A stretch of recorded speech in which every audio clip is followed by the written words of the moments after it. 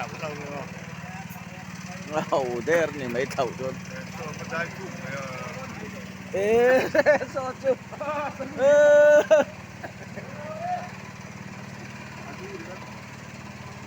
À, thuộc trần khóc mày hay.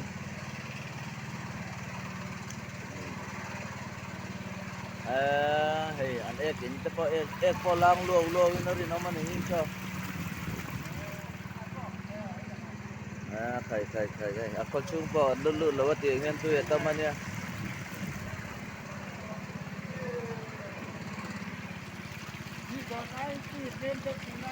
Eh, kaya yung lawom ta ka ni hey, kare nom sen no tina ni ringot may ni.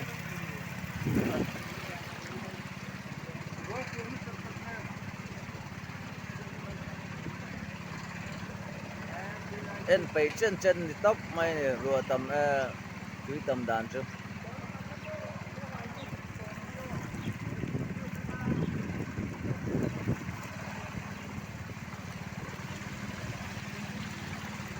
Eh, son motor ka po.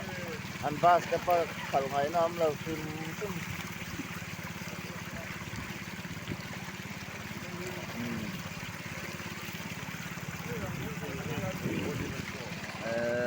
Hey. Alua niyan ron luang tur may ni lawom tak ni lawom tak.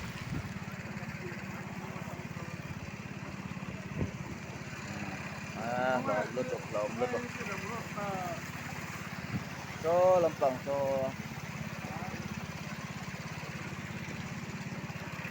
Khay. Anh vai patien bia kin po pillow cháu ni.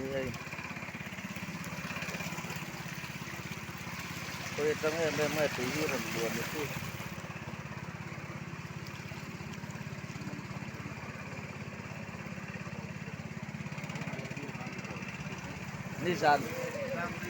Nissan thấy có chuyện lâu ông mất tăng trò dàn thì lại lên ha có thể nóng lâu.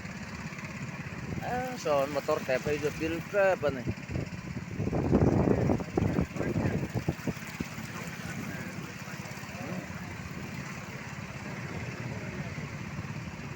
Kan mau sih kayak tuh kalau dia loh mau